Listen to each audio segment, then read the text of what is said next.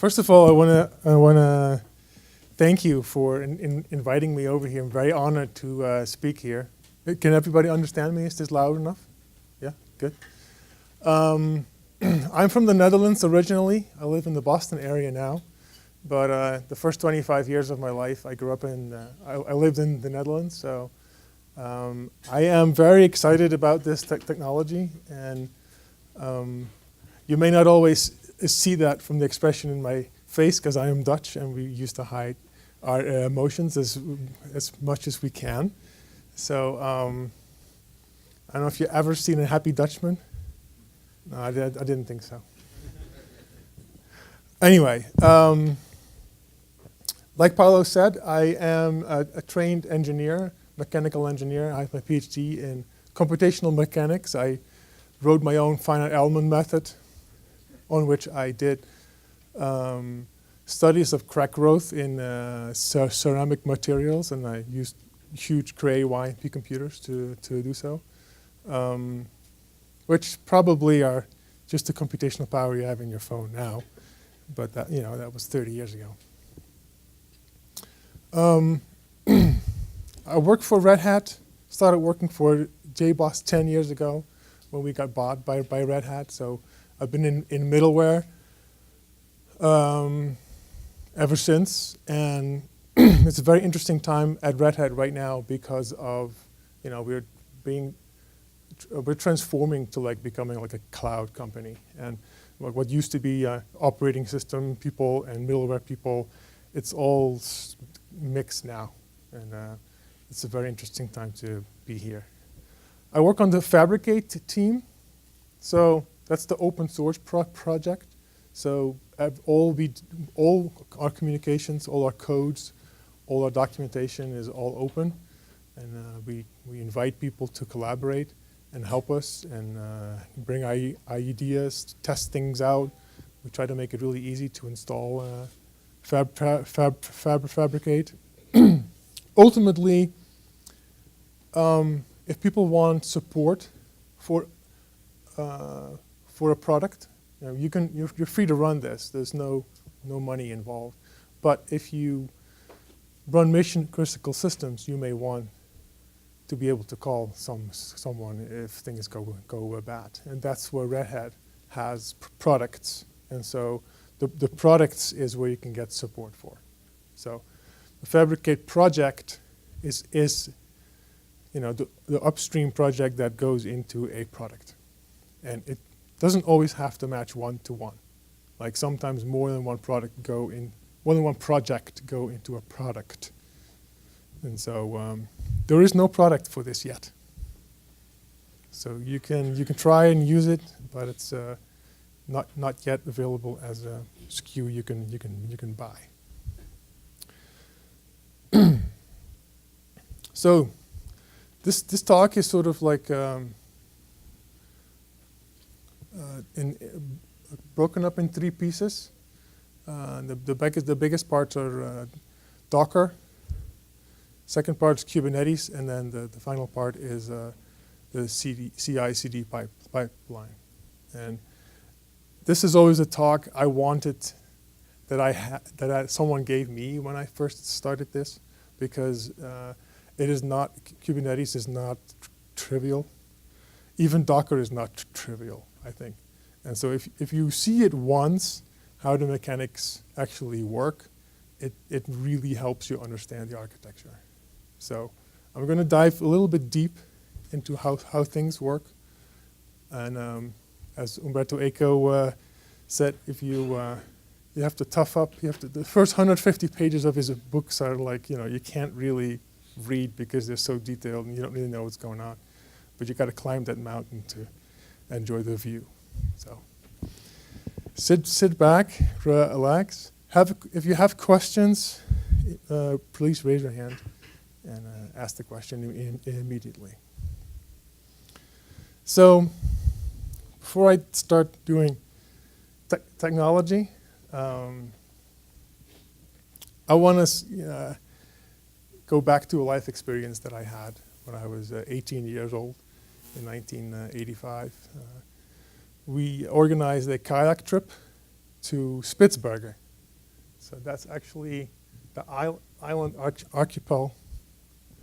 If I can step back, it's way up there, where my name is written. So it's 1,000 kilometers north of Norway. So in the wintertime, it's completely frozen into the pack ice. Well, maybe not anymore, but in the summer, it definitely melts loose because the warm water from Africa goes north.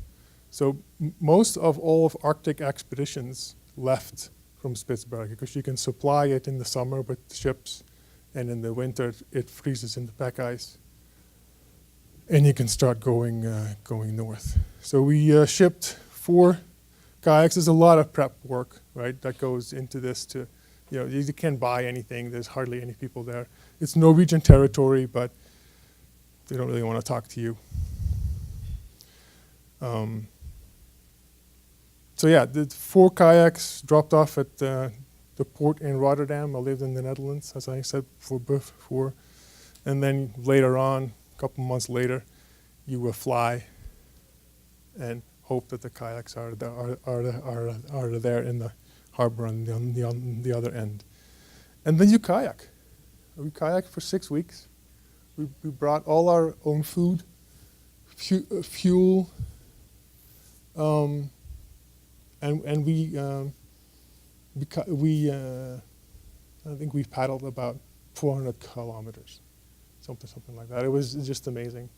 Like, all the wildlife doesn't understand what humans are, certainly not in a kayak. So they come up to you and try to figure out what you are.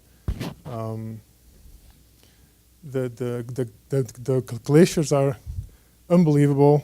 There's no limit in fresh water supply either, because you can just grab the ice from the ocean water that floats on top of it. It feels like a kayaking in a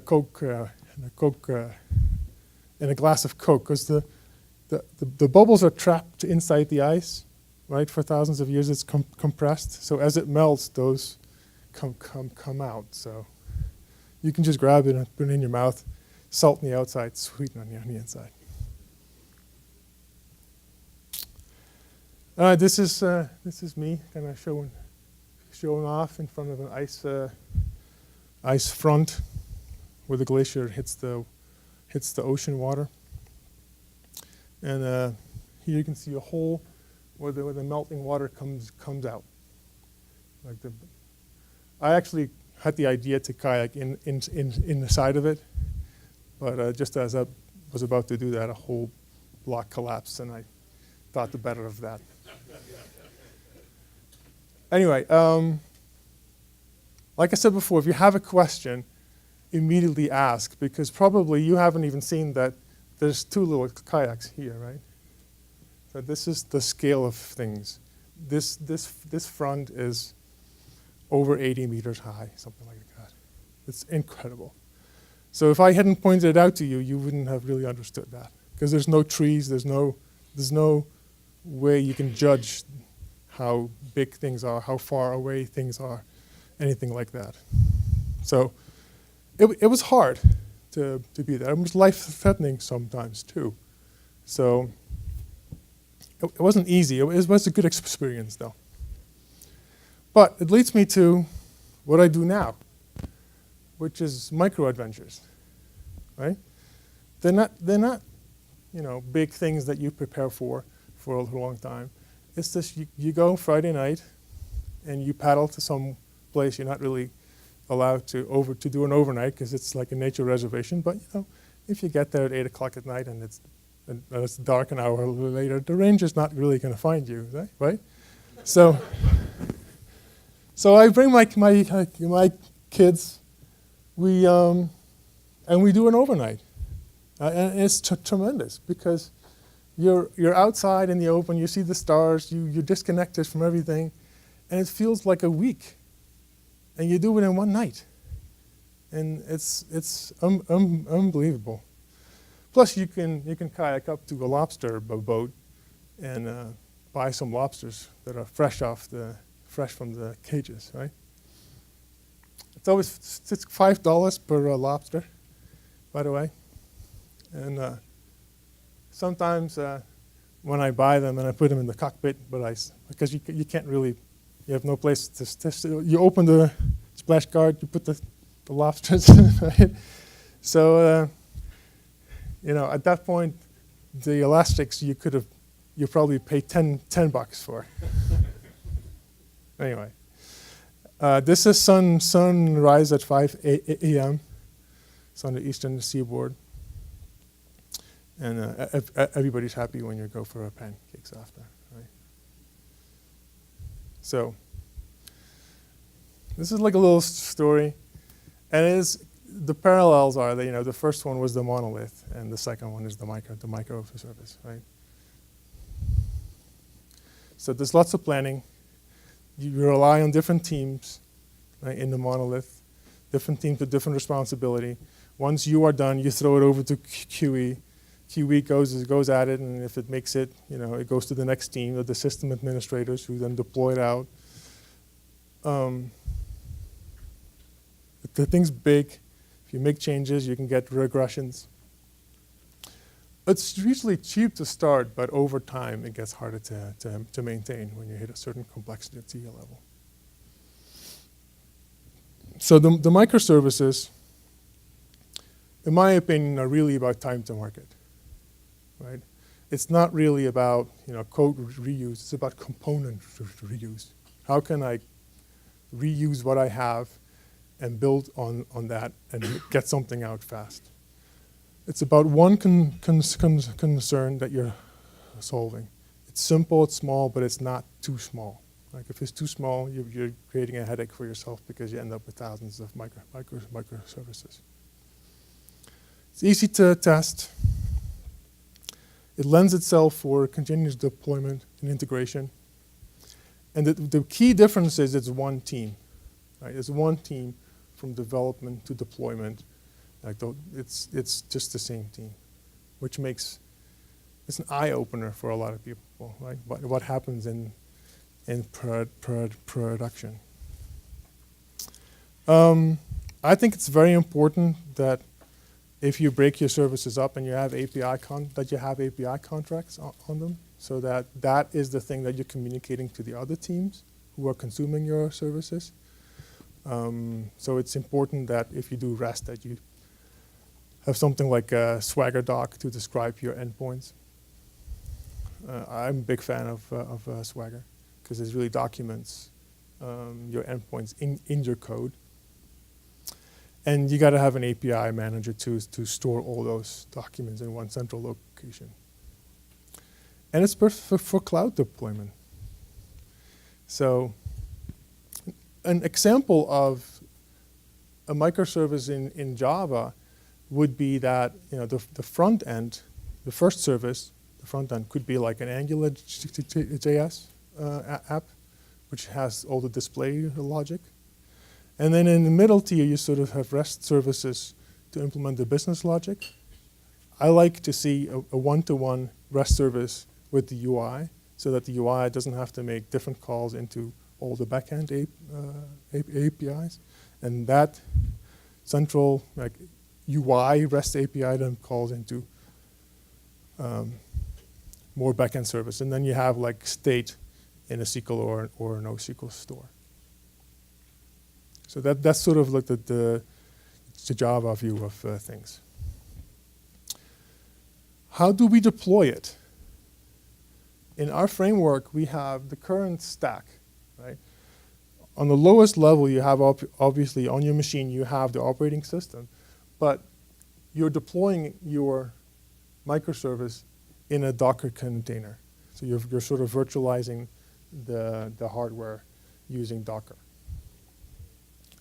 To orchestrate all those containers, we're using Kubernetes. And OpenShift is an implementation of the Kubernetes specification. So Kubernetes itself has a reference implementation that Google maintains, and then OpenShift is another implementation that Red Hat works on. And then on top of OpenShift is where I come in, which is the Fabricate software. This is high level, but let's first talk about Docker. Question. Good differentiation between the BIOS and the iPad and the X. Well, we do a lot of sorry, I skipped over that. The Fabricate team from way back is the Fuse team, and we have created Camel and ActiveMQ, which are all sort of integration technologies. So from the core, it is an integration platform as a service. But as we are creating this, we need to have our own infrastructure to build this on. And so it became the DevOps as well. And so Fabricate, at the core is an iPaaS, but the DevOps thing is sort of came along because we needed it. Any other questions before I move along? All right, so Docker. Docker was created, people didn't set out to create the Docker, right? They set out to create something to ship software. So they created this hierarchical file system. And as they were creating this, it's a layered file system, I have to say. So it's a little bit like a source code control, right? You have a base image. Everything you change is another layer on top of the first one. As they were developing this, the Linux capabilities were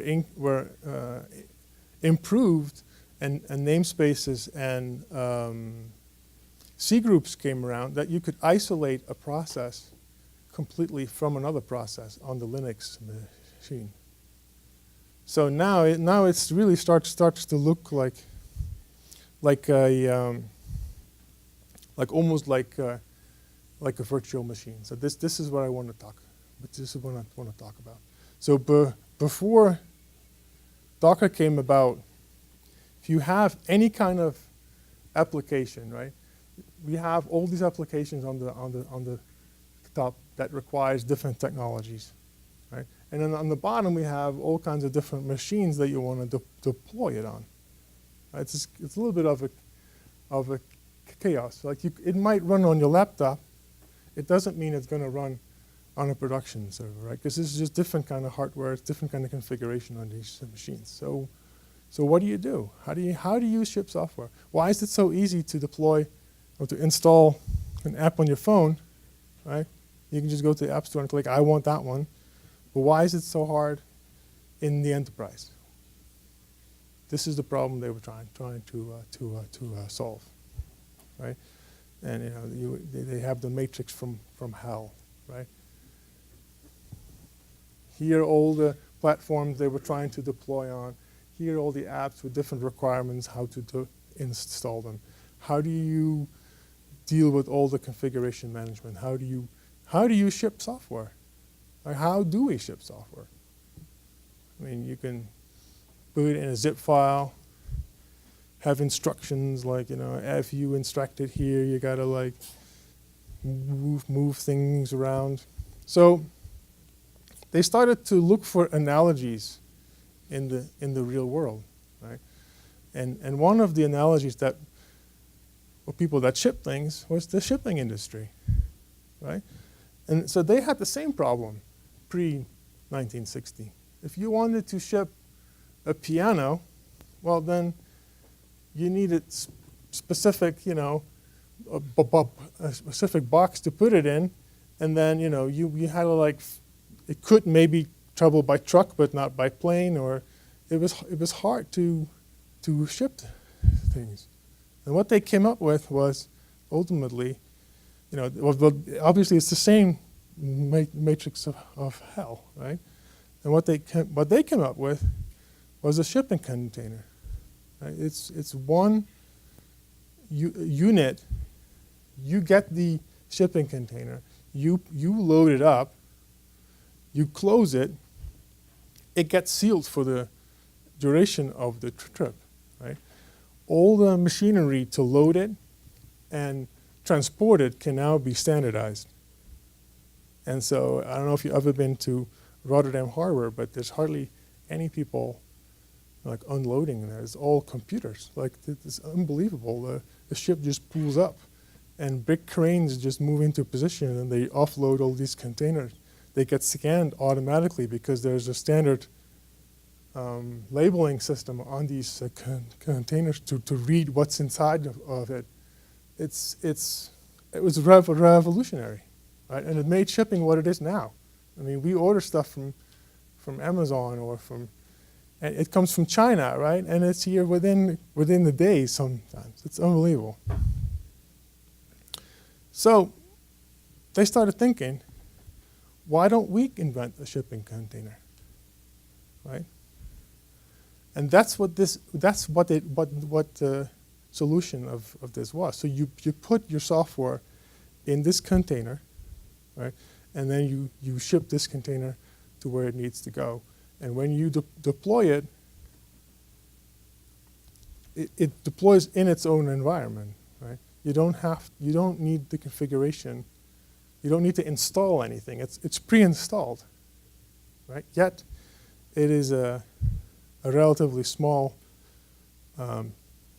package of a software. So, and I think at this point you can compare it the best with, how we know VMs, right? If you have a virtual machine, this is what it looks like, right? You have the hardware, you're running some kind of operating system like CentOS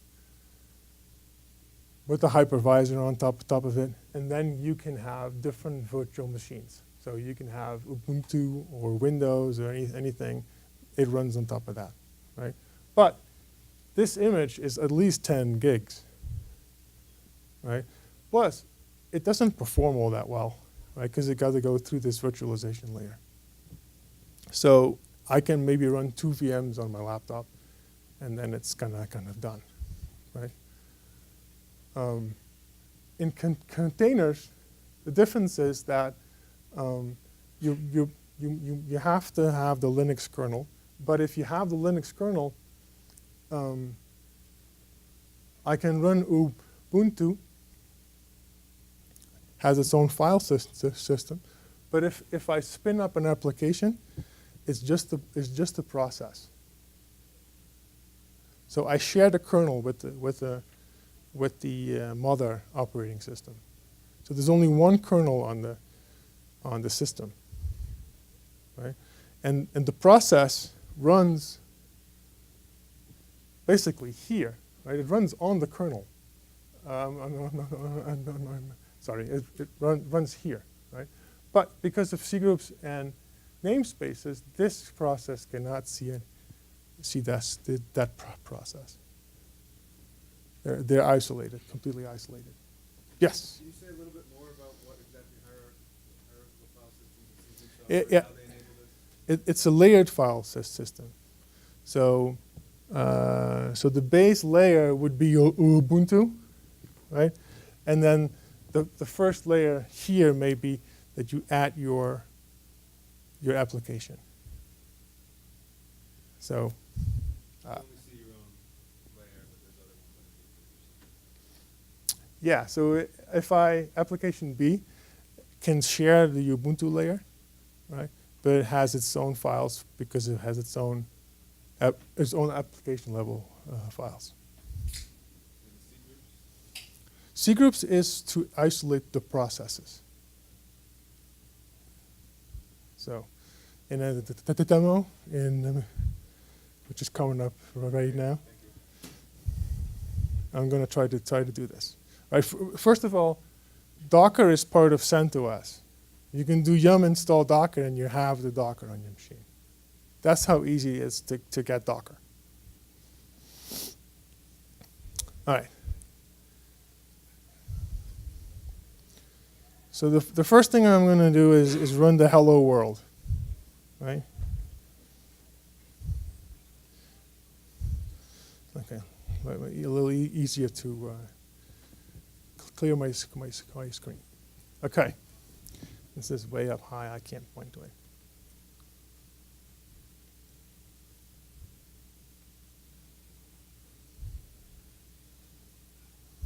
So what happened here, right? I said Docker run. This is the name of an image, a CentOS image. Then I said the command is echo, and I'm echoing hello world. That's exactly what happens here. Simple, right? Okay, let's make it a little bit more complicated. Hopefully this will bring it home. The thing is, the container exited when the process was completed. Right? So there was nothing more to see for us. It did echo hello world, and then it stopped, and it was gone. So there's nothing for us to see. But now I'm going to make it interactive. Right? And the command I am executing is bash. All right. Now I'm in the container, and I am root right now. This is the name of the container. And if I do ls, that's the file system. That's the CentOS image file system. Right? So, all right. Let's make a file. Let's change something on the file system.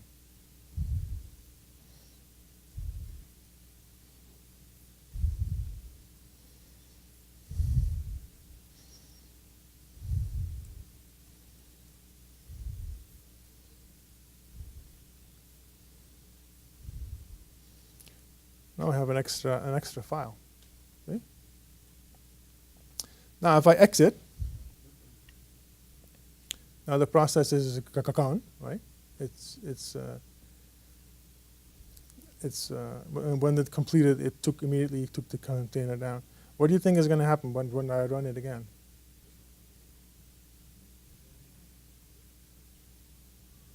Am I going to see my file? No, the file's gone. So where'd the file go? Well, it's still in this image, this container. Look, this container and that container have different names. It's a separate container, right? It's a different instance. Yeah. All right, let's make another file.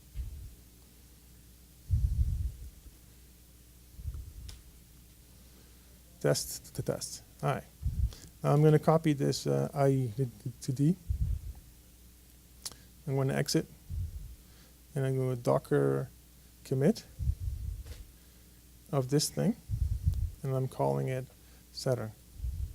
That's the name of the image. Right? So if I do Docker images, I'm getting a list of images that I have in my Docker repository on my local box. And the top one is Saturn. I just created that. And if I do Docker history Saturn, you see the layers. So these are the 3 layers in this image. Right? The base layer is a CentOS image, and the top layer is, it's just the one file that I added. All right. So now I can Docker run, and I'm going to run this image, right? The Saturn one. And if I do that, then my current text file is here. Yes? So when you ran the image for the first time, and you exited the Docker engine, but you did not commit the container to become a new image, that container is still, that file system is still somewhere in the file system. Yes. You can still get to it. Can It's you a show dead- it to us? Can you tell us more about it? Yeah, it's a stopped container. So like now I have a running container, right? So if I open up a new window, I can do Docker PS to see all the Docker processes. And the top, it's output, I have to filter the output. name equals Saturn.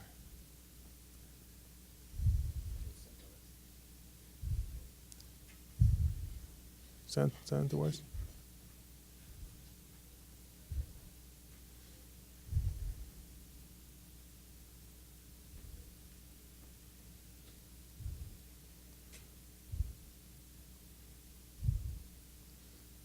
Oh, well, I can use Cooker.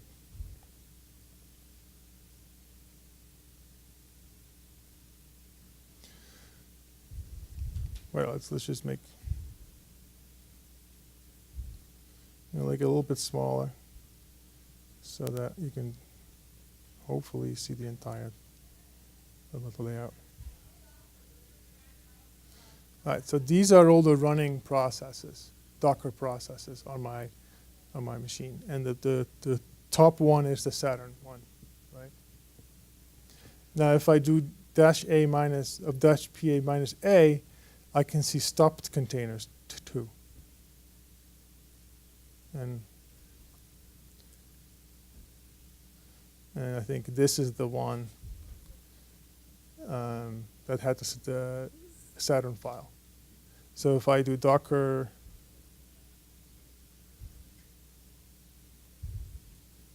start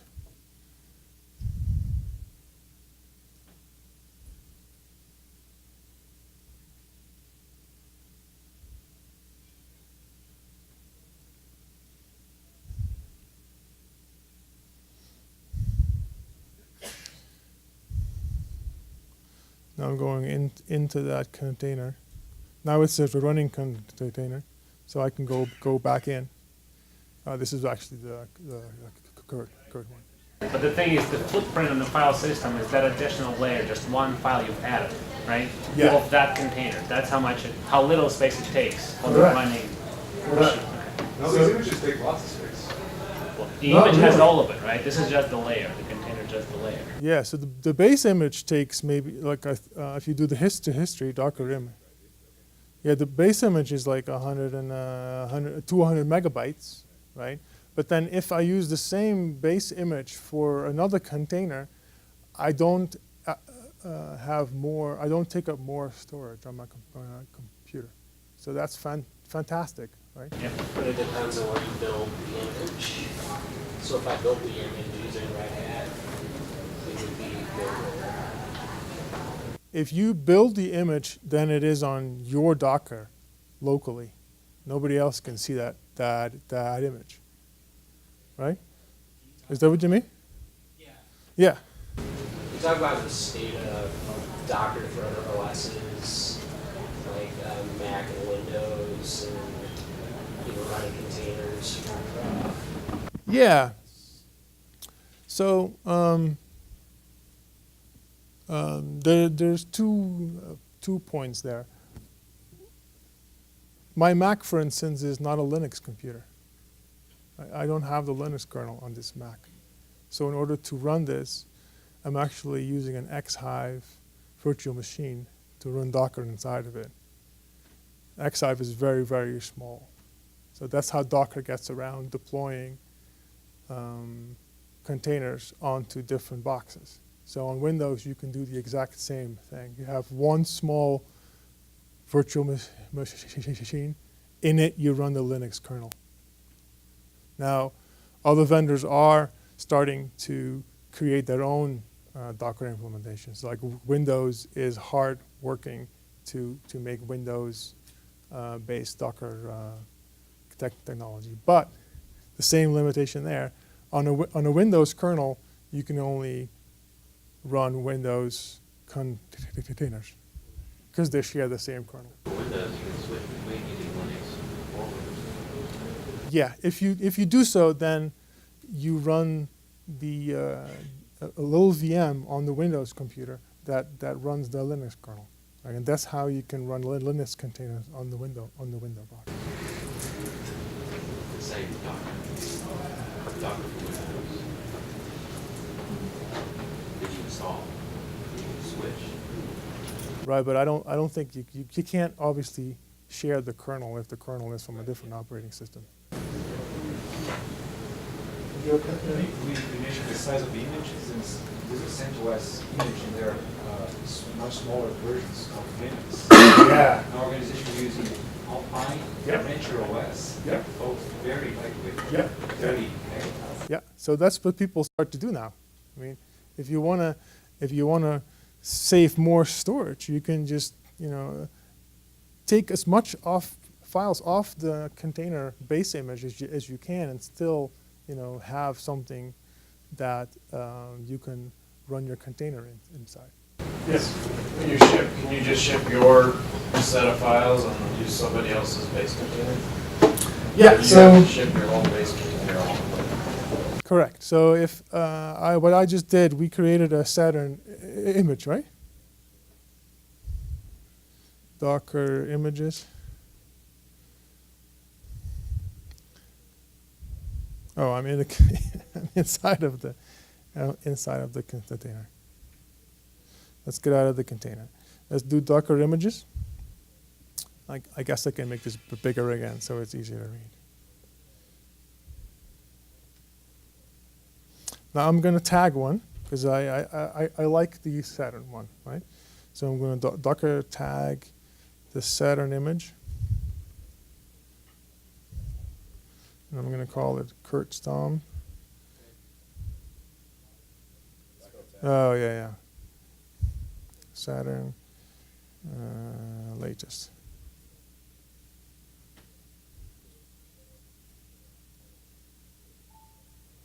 Okay. So now I have an image that starts with Kurt Stom, right? And the reason I'm doing this is I can push this up to Docker Hub. So there is like GitHub where you can put your source code. There is a source, binary repository, not really source repository, where you can store your images, right? Now, if it's 200 megabytes, it's going to take a while, right? But the CentOS image I initially I got from Docker Hub. So if I'm going to do Docker push,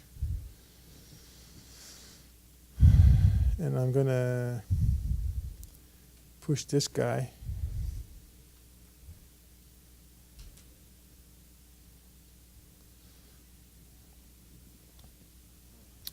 it figured out that there's already that layer, that CentOS layer, on Docker Hub, right? So it's only sending up the extra layer that we created with the one file in it. So it was super fast. So that's cool, right? So now I can go to Docker Hub.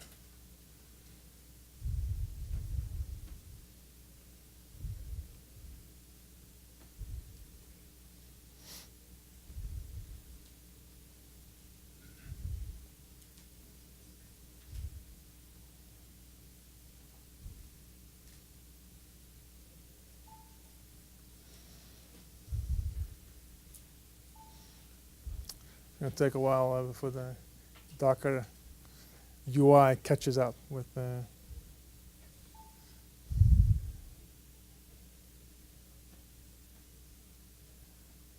there it is. So we just pushed this up, right?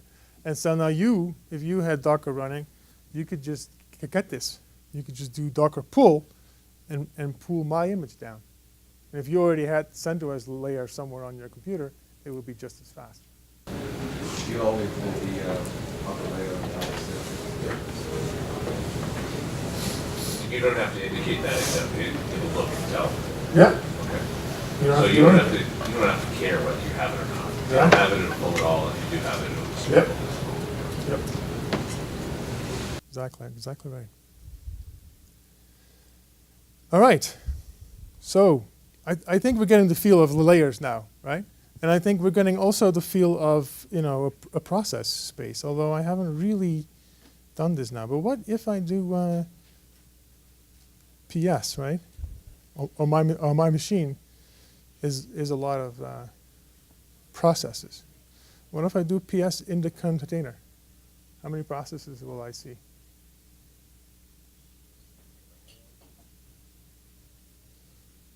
Two, right? Because it's running bash, and then it's running the process, the PS process. And that's it. It doesn't see any of the other processes on my box. So that's the isolation. The bash was the original command. If the bash command dies, the container stops. Right? The PS command obviously executed and stopped, but it's the bash one that started this container. So if the bash process stops, the container comes down. That's why it's usually a bad idea to run multiple processes, background processes in one container. Because if one of them comes down, the whole container goes down. Or if it's the original process stops, the whole container comes down. Does the isolation extend to all the IPCs of the shared memory? Yeah. You cannot look in somebody else's memory. Shared memory. Yeah. And networking too. Yeah. So, while we're talking about networking, I mean, if you just run a process in a container, that's fine. But we want to use it, right? We want to do something. We want to run a web server. Or you want to make a service that does. We want to interact with it. All right. Let's instead of doing bash, let's run something. Like let's do something PHP. Right. Now, there is such thing as a Docker file. So instead of me logging into a container and starting processes, I can say, oh, I'm going to make a Docker file, and I'm going to say from, this is really high up, and then this is the name of the Docker image. So it's a PHP image version 5.6 Apache. So instead of the CentOS image, this is the name of the image. And then the second thing that I do in this file, I can actually, build a new image. I can copy sort of my files into this image when I'm going to use this Docker file to build it. Yes? So this is kind of standardized Docker image, right, for PHP 5. Yes.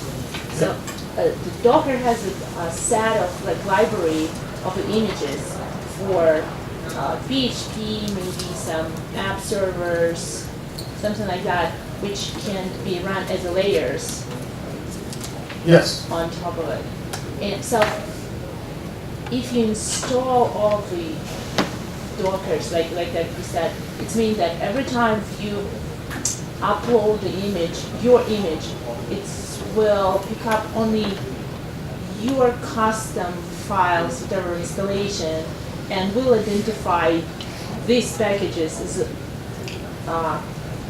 Dockers and won't add them to the Docker Hub. Right? Yeah, so on Docker Hub, this is the PHP image that I'm downloading, that I'm starting from as my baseline, right? And then what I do is I'm copying a file in, right? The second line in the Docker file says copy whatever is in source to var.html. And when I create this, only that file is in my layer.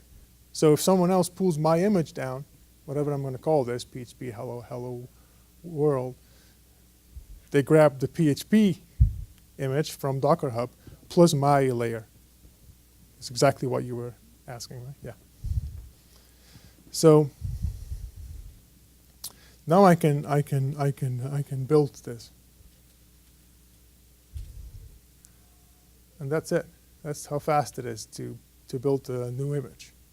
Right? So now I have whatever was in the source, right, which was an index file here, is now in that image. If I do Docker images, PHP hello world. Now, I executed this before. This is the one, right? I executed that before, and so it figured out the hash of what I just built, and what I built like 40 hours ago is the same. So it didn't even really do anything.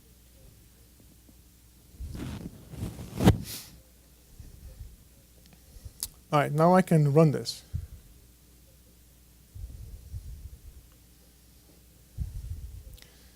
Go back to my presentation to.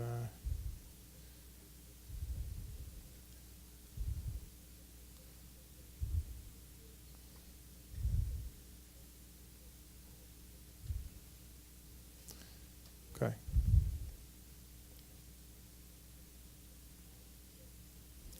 So now the run command is a little different, right? I'm adding some parameters here. I'm adding a minus p, see, here. And these are ports.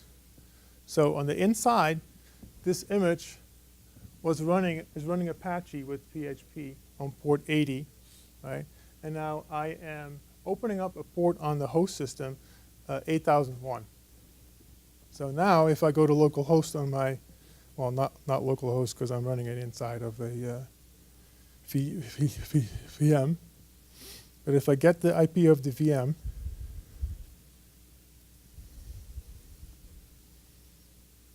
right, I can make my, I can approach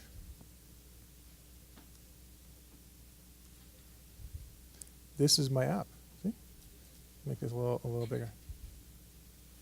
So this is the PHP app. And actually it works, right? I can do Saturn and do say hello, and it works. So it's executing the PHP in the container that I started up.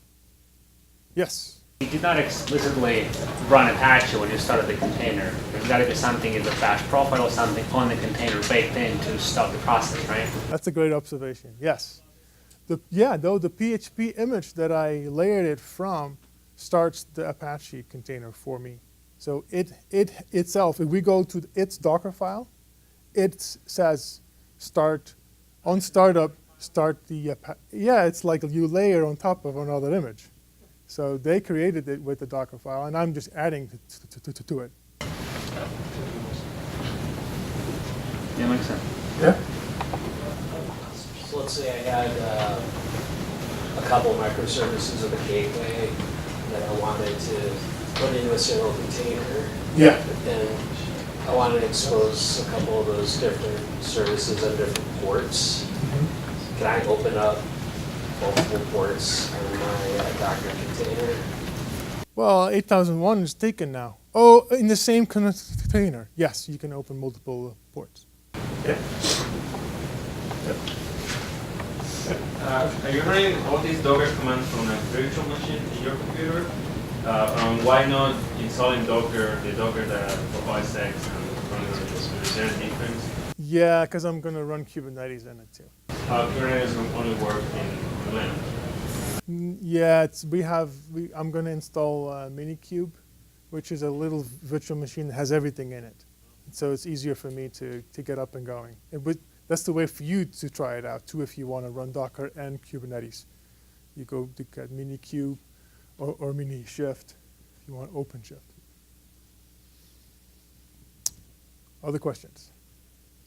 So I think we've come to the end of the Docker introduction. But now we're going to go to the interesting stuff, right? Now it's going to get interesting. So let's go back, view in present mode. Now this is the cloud, right? How am I going to get this thing to the cloud? I have a container, but now what? Right? How do I get it there? You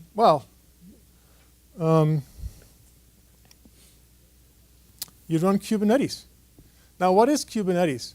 Now, when Google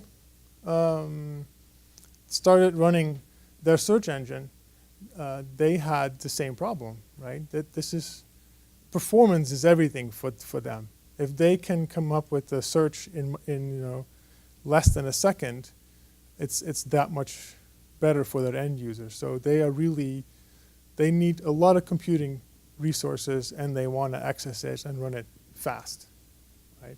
So they started building what they called the Borg. And with their experiences of the Borg, they were able to build data centers that are manned by 2 people, right? And there's every day they start up millions of containers because they can automate everything, right? From those experiences, they said, "Well, this is interesting, but if we have these computers, right? This would be a super spec to open this up to a third parties for them to run containers on our computers. If we have extra cycles, we can just sell just like Amazon does. It's like become a competitor of Amazon at that point. All right, so the name Kubernetes is helmsman of a ship. So it means it steers the Docker ship, right? Sort of, it orchestrates these containers. And in a way, it becomes a cloud operating system. An operating system starts processes and stops processes, right? That's really what an operating system is. And so that it's really the cloud operating system. At Red Hat, we're very excited about this spec, and so we are collaborating on that spec. There's many other companies who are collaborating on it too. So it's really the only cloud spec that is open. It's open source. Everybody can collaborate. Everybody can talk. We at Red Hat have 3 flavors of the OpenShift product. So Kubernetes and OpenShift are sort of identical, right? The Kubernetes, the reference implementation, and OpenShift are sort of the same thing. We can add features, but if it runs on OpenShift, it should be able to run on Kubernetes too. So if you take your app from OpenShift, it should be able to run on a compute engine too. We have 3 flavors.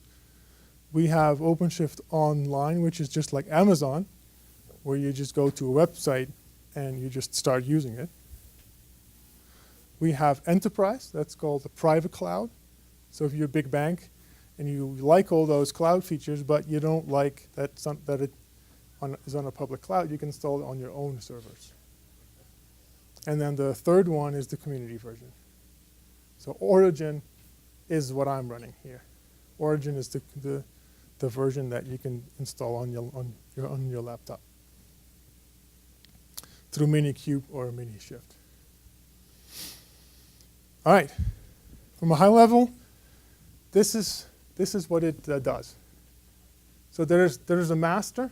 You always talk to the master, and then the master will schedule containers on nodes, or in the beginning they call them minions. Right, so now we're going to get into Kubernetes jargon, right? Nodes. Each node runs Docker, and each minion can run pods, and pods can contain 1 or more containers. The name pod comes from whales. This is a pod of whales that swims together, right? And the idea is if I have 2 containers that always do stuff together, I shouldn't have to go over the network to communicate, because that's causing a lot of overhead. So I should concentrate them in one pod. And the one pod will always stay together, and they can talk local host to each other. So you can have 2 containers talk local host between the 2. Yes? Staying together implies using the same kernel? It's always using the same kernel no matter what. In a pod or in the whole thing? The whole node has only one kernel. This node is only one kernel. There's one machine. But all these containers have their own process space, as we just saw. These are Docker containers, right? So they. What does the pod do? If the minion is already an instance, which is the same local host, same kernel, it's already a local host. What does pod do on top of a same instance? If it's 1-to-1, the pod and the container is the same thing. Like, make it simple, right? So I'm just running containers on a piece of hardware that runs Docker. It's just that the pod is around it for optimizing the network traffic. So you can keep two containers together in one pod, and they would never be in two different nodes. They would always be together on the same node. So you said that the containers within the pod will talk local host, They can. but across the pods, what would they talk? They're the same. They can talk local host. Yeah. So if you look at the value objects of pods, right? Then containers in a pod are tightly coupled. If you have more containers, like so here there's two processes, like two containers in the one pod. Like I have consumers for some Git repo and some synchronizer. These things you always want to have together, so I put them in one pod.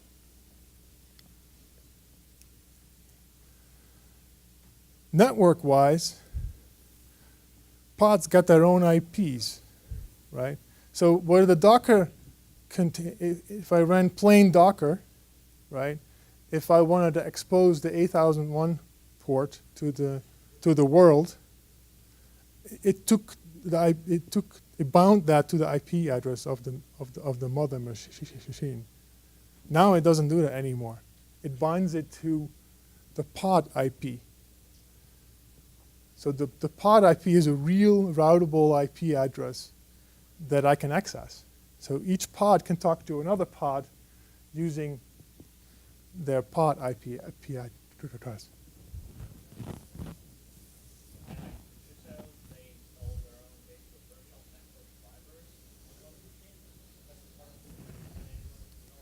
Yeah. So Kubernetes is all about magic with networks. It's incredible. There's really is years and years of experience working with this to come up with it. It's not something you can come up with, like from scratch. Okay, let's deploy a pod. Right? Okay.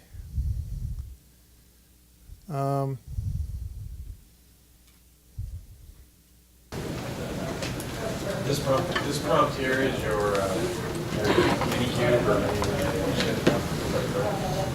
No, this is my local machine. So basically, the main difference between a pod and a container is the network capabilities that you have. Yeah, and it can also groups containers. I'm going to do OC get pods to see the current running pods in my Kubernetes infrastructure. All right. I have a little pod JSON here. Right. This is the descriptor file that will bring up the application that we created, the PHP Hello World thing, right? That was the image. This is the name of the Docker container. So I'm referencing the Docker container here, right? And I'm saying that in the Docker container, I am running something on port 80, right? And I want you to expose that on port 80 on the pod's IP. Yes? Is this where you then define multiple containers? You could, yeah. Put them in one Yep. pod? Yep. You can see the container is it's an array. You can have multiple in here. All right. So this is just a little file, right? Now I can do OC create -f -f pod. Now the pod's created. I can do OC get pods. Now I have two pods. See, I have the PHP Hello World pod. It's now running. OC. Okay. Cool, right? We've done something pretty cool. And it was kind of simple too, because we didn't really have to build anything. Well, all we said was, here's the container, here's what I want you to do, like expose it on port 80, and that's it basically. I added some labels. I can go to the UI too if you want to.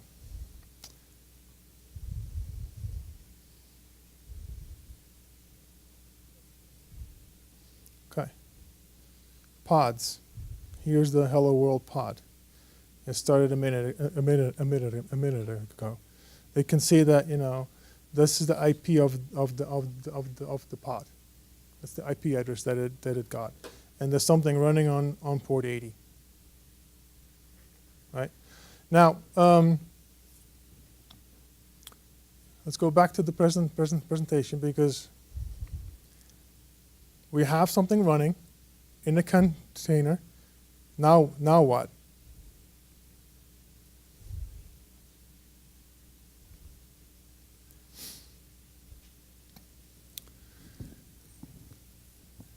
Now comes the service. Right? On top of the pod, we're going to put a service. It's like a proxy. So the service gets a virtual IP address, right? And then it can talk to the pods that it is associated with.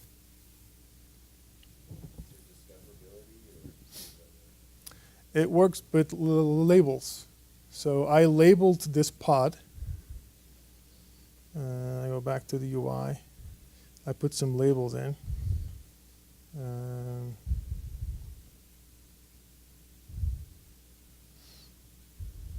What are labels here? OC, got pods, OC describe, pod, like pod.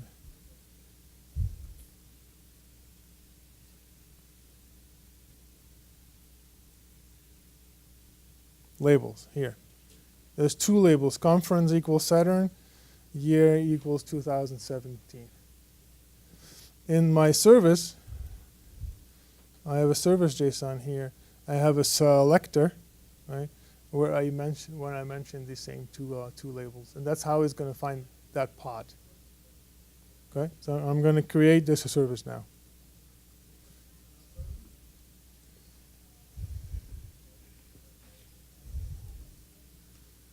All right. Get service. Now I have service running. Now, like I said before, this is the IP of the service. And the cool thing about that is that it's a virtual IP, and it will never change. So I can create multiple pod instances underneath it, and they each get their own IP address. The service is going to load balance over those pods, and the server's IP itself will never change. So you can put that in a DNS, which is what people do, and they can give a name to this service, and I can always find this service now. And even more, it's virtual, so if I have different nodes, that IP lives on every node. So if I ask node 1, give me this service with this IP address, it will respond. It will be there as a network endpoint. If I ask node 2, even though the pod may not be running on that node, the service will still be there, and it will just connect to the pod on the different node. Right? So the whole cluster knows about the server IP, which is, you know, I think they do it with IP tables. So they implement routing in IP tables to do this proxying. It must be a NAT, like a network address translation. Must be a NAT, NAT, network address translation between the service and the pod. It's all virtual networking anyway. No, they're all routable. They're not. It's not NATed. Yeah, you can directly go to the pod if you want. If you were another pod, you can directly connect to another pod. So if you had pods you wanted to share state with, you could do that if you wanted to. You don't have to go through the servers. All right. So now we have a pod and a service.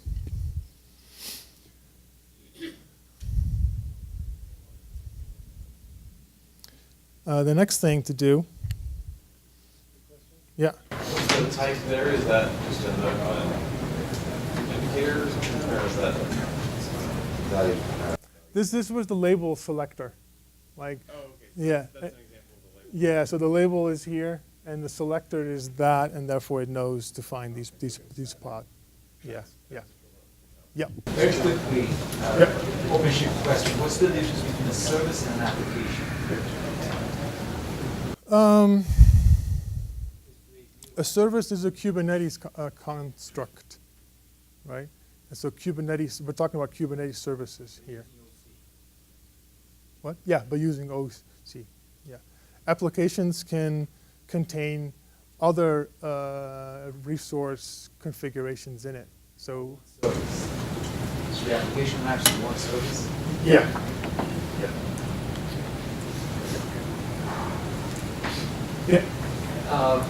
Is there any way to do this just with Docker in terms of creating the pods? Or do we need to use Kubernetes? We need Kubernetes. If you want to do pods, you have to do Kubernetes. You can do like something like Docker Swarm. Obviously, Docker is not sitting still, and they figured out, well, this is kind of a business we kind of want to be in too. So they have their own technology now. But we as Red Hat think that because the Kubernetes spec is going to be so widely accepted, that Kubernetes is going to win. All right, let's go back to my console. Philosophically, you wouldn't have to use the pods, you're just losing speed and performance. IP to all the containers you wanted. You could use your mini list along pods. One layer at a time. You could, yeah.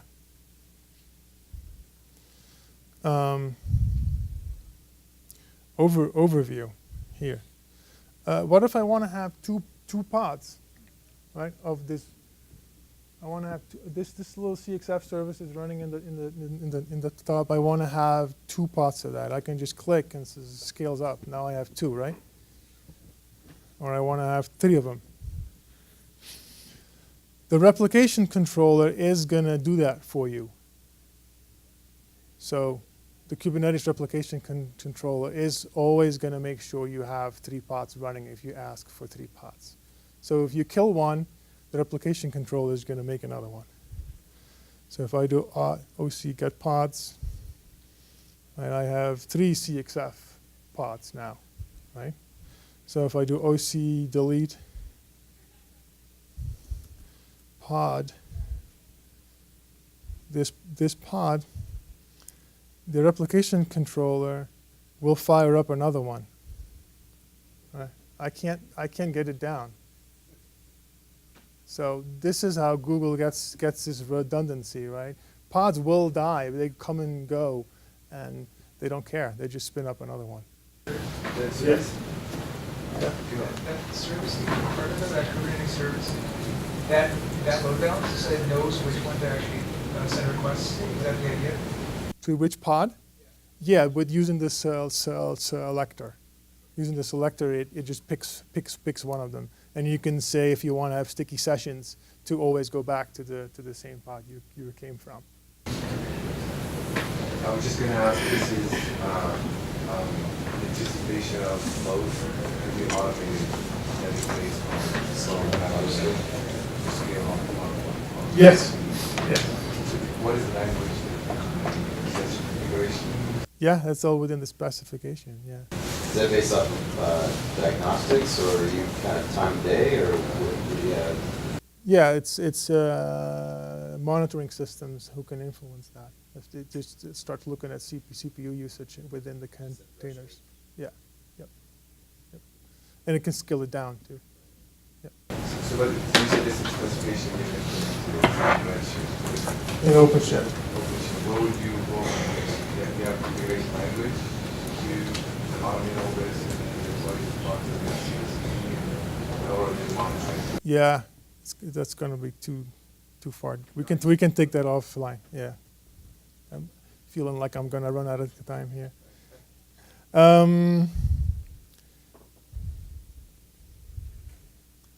Let's see, where was I? We've done pods, we've done replication controllers, we've done services. So this is a quick overview, right? This is the Kubernetes infrastructure, right? In the red boxes, you have this JSON config file. As a developer, right? As a developer, I'd create this image, the container image, I push the container image to the container registry. This could be Docker Hub. It could be your private registry too, if you don't like using. You can get a private account, I think, but if you really don't like other people having your images, you can have your own. And then you use kube control or OC. That's the command line I was just using to interact with the master. Right? The master then schedules as a scheduler, and it schedules your pod on one of those kubelets, right? And it pulls the Docker image that it's referencing from the repository. That's how it works. Yes? Something happens to one of those kubelets. Yep. Something like it crashes or whatever. Will it automatically go back and pull another one, or how does it get moved? I think it's time for the demo, right? So I'm going to shut down Minishift.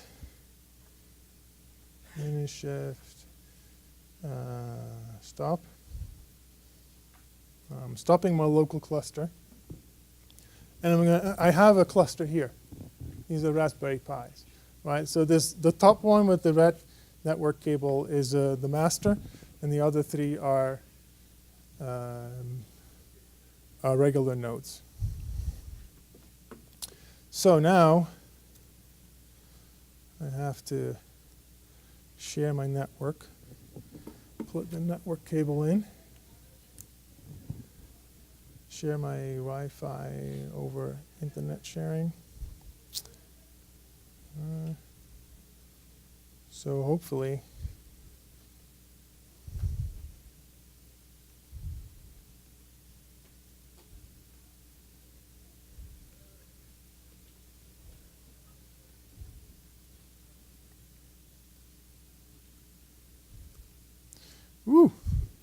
I can log in. SSH root master.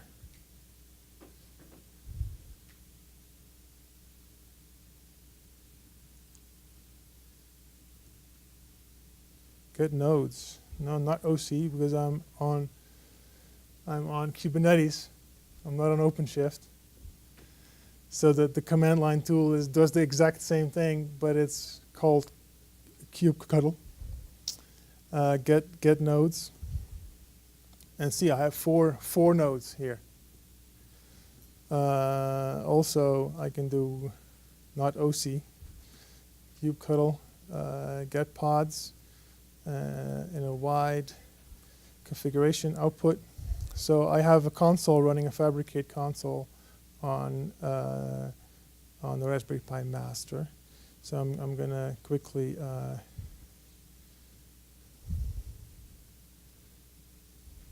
hopefully, yeah. Okay, wait. I'm going to connect through where the console runs, so I can actually get the UI running. Kubectl, get services. I need the server's IP. That's the server's IP of the console. I know it runs on the master. So usually you wouldn't do this, but I'm hacking things here. So I'm going to run it on port 80 on my Mac. I'm forwarding it. So a little bit of luck.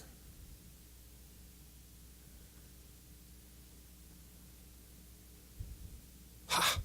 Yes. These are the nodes.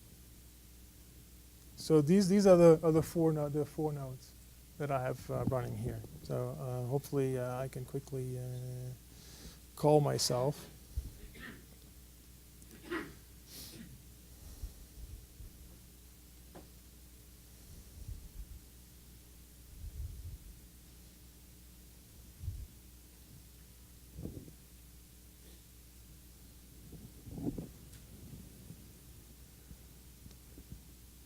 Is that visible? It is, right?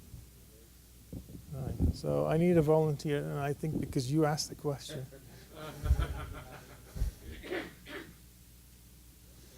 So what I'm going to do first is I'm going to, do I have a CXF service? Yeah. I'm going to scale it up. I want to have 4 replicas of this. So I should see here that more pods are going to be created.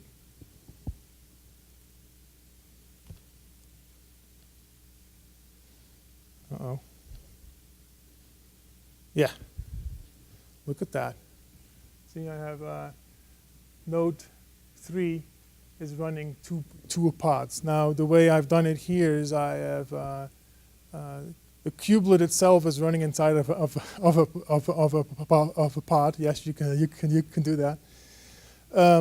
So, to you the honor to pull one of the network cables. Please don't do the red one because that's the master. Oh, yeah. Yeah, that sucks.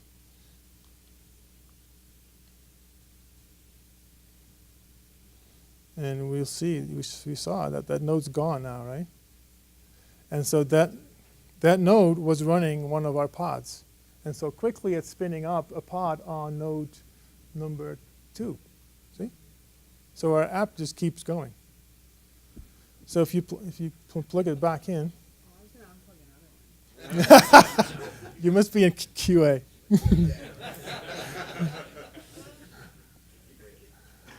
So now it should come back, hopefully. It should just discover that node's coming back. Can you distribute your master? Yes, no, you can only have one master, but you can have a pool of masters. And they elect which one is the real master. And so if one master goes down, a new master gets elected. So when you scaled up, when you went to 2, you had redundancy already set up? For the CXF service, I had 4 copies running, yeah. So by one going down, the system didn't go down. No. You just had one of the load balancer wasn't available. Yes. So people who are using the app would never know. You want to unplug too? Sure, go ahead, unplug too.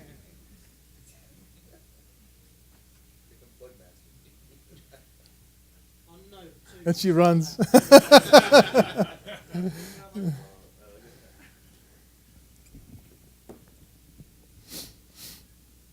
All right, so I have to make sure that I have only 12 minutes left, so I'm gonna leave this for what it is, and I'm gonna show a video really quickly of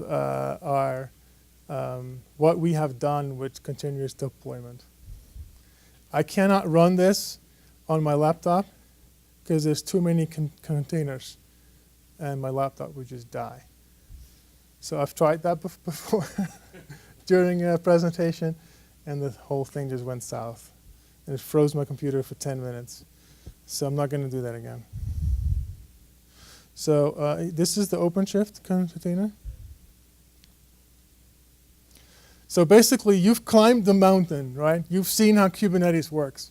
Now, this is what a developer experiences. Who doesn't even care about Kubernetes?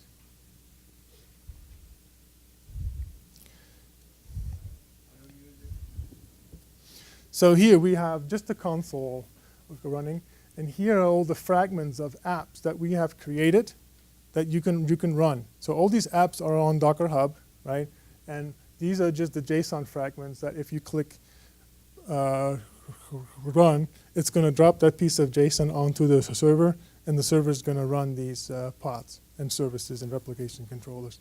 So here you can see all that configuration for all these apps, right? We are deploying right now Jenkins as well as Nexus for repository. Maven repository. We are deploying metrics, and we employing Kibana. So we have central logging. So each of these pods logs stuff, right? It's really hard to monitor where that goes. So instead of having the logs on the pod, we pull them off and we push them into Elastic. Here I'm starting up Jenkins. So we have to set some configurational information before you start up Jenkins. So Jenkins comes up as a clean Jenkins with no jobs. Right? We have GOGS here, which is the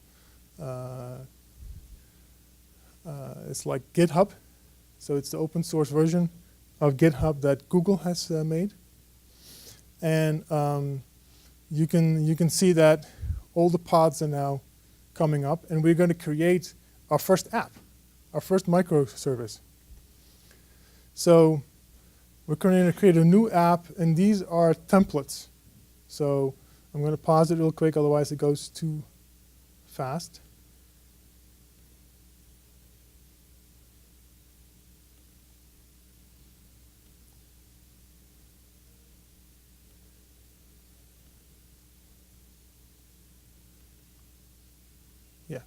Pause. Okay, so these are ready to go quick starts, basically. If I want to build a Node.js app, I can just click on that icon and run a Node.js app. If I want to do a Swift app or a Go or a microservices in Java, like a Spring Boot is what I'm doing here. So you're getting a little hello world example that is going to start now. And that's what the developer will use to start building from. It's like a starting point. So what it's doing now is that it's creating a Git repository for this job. It's all automated, right? And then I can pick a pipeline, a Jenkins pipeline. So we're reusing what CloudBees already made for us. Right, the Jenkins pipeline lining. And we're picking one where releases are being put into dev, then staging, and then production after a human approval.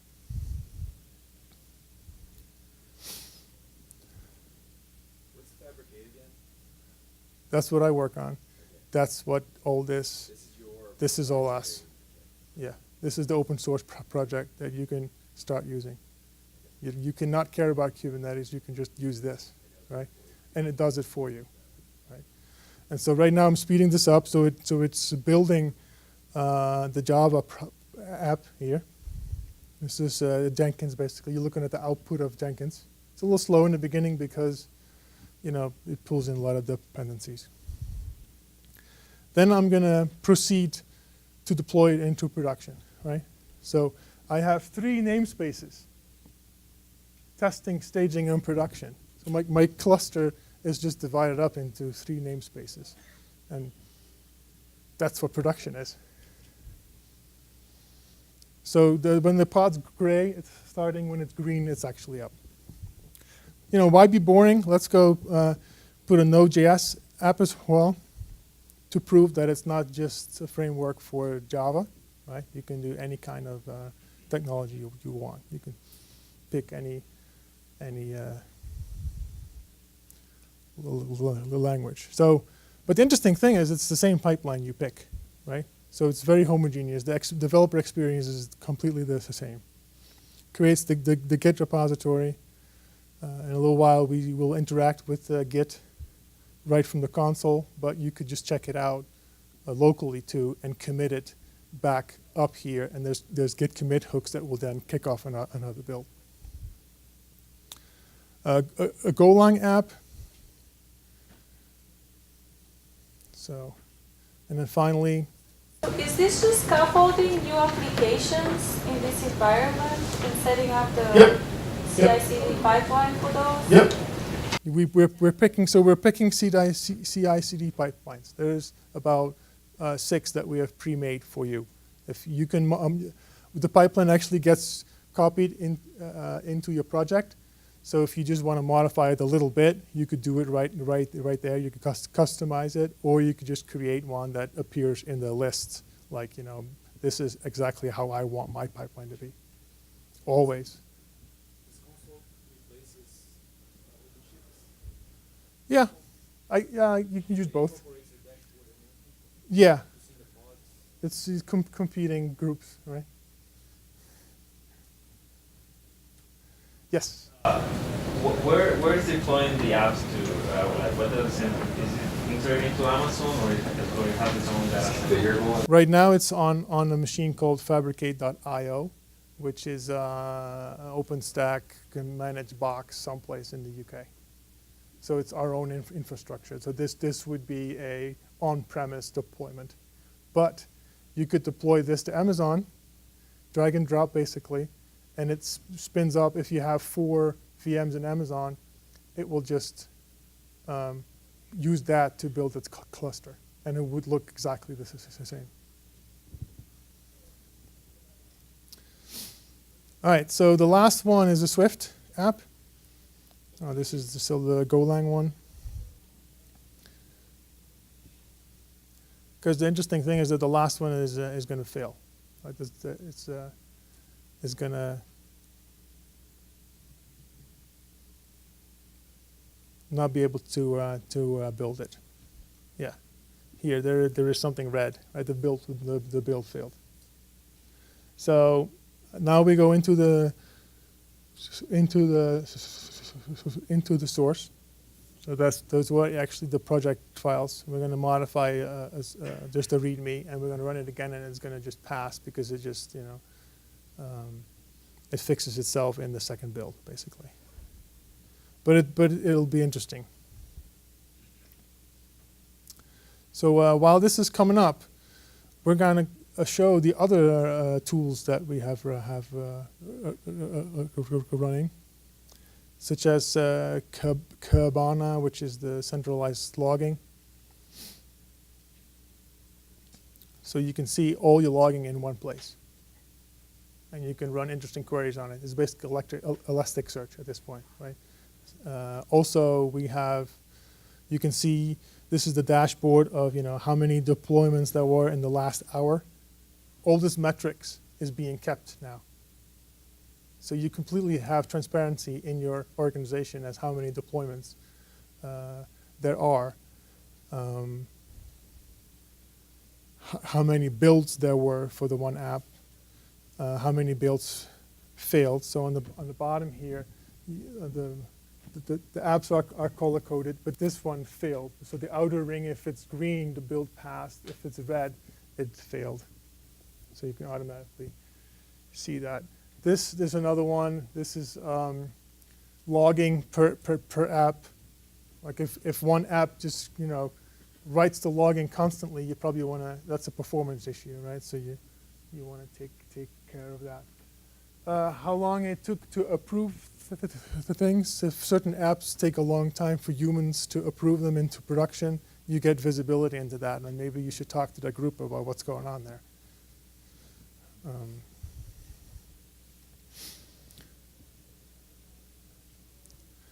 So what we're going to do is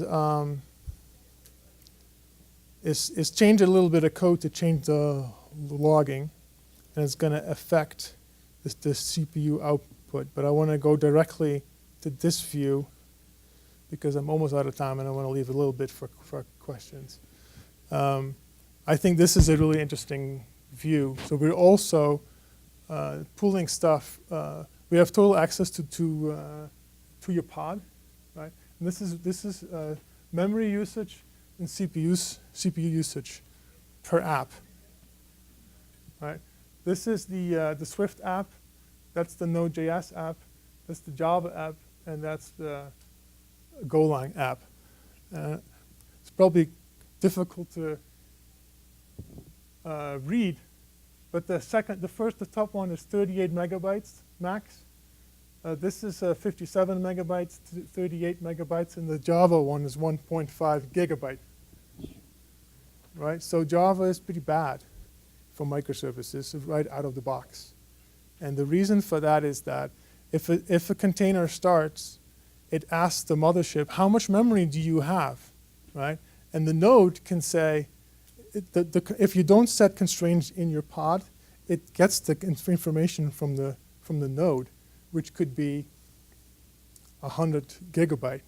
And then it says, oh, I can use half of that. That's how Java works, right? So if you use Java, you have to tune it. You have to constrain it. You have to set your limits. Otherwise, you get things like this. And if you have things like this, the hello world takes 1.5 gig. That's just not going to be good. So I'm going to end it here. It's a little bit shorter than I intended, so I have a little bit of time for questions. Where will the secrets be? Like, where will you put the secrets? Exactly, yeah. So you can put secrets in the namespace, so they don't live in the container. So as the container moves from namespace to namespace, from the dev to staging, it picks up the secrets in the staging. So all your database passwords and stuff just work. Yes? If I use Fabric 8, you said it's a project, it's open source, right? Yep, How yep. hard it is for me to create my own solution templates? Like you guys showed Node.js, Spring Boot. What if I have like something else I want to provision in the same way? What does it take for me to define those templates? We have a project called iPaaS examples, and so you contribute to one of those, and then it automatically finds its way in.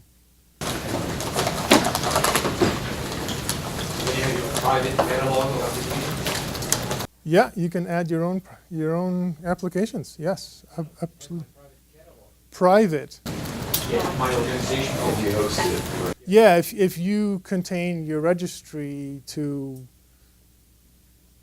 so that other people cannot have your own private registry, you can have your own apps and that nobody else can access. Yes.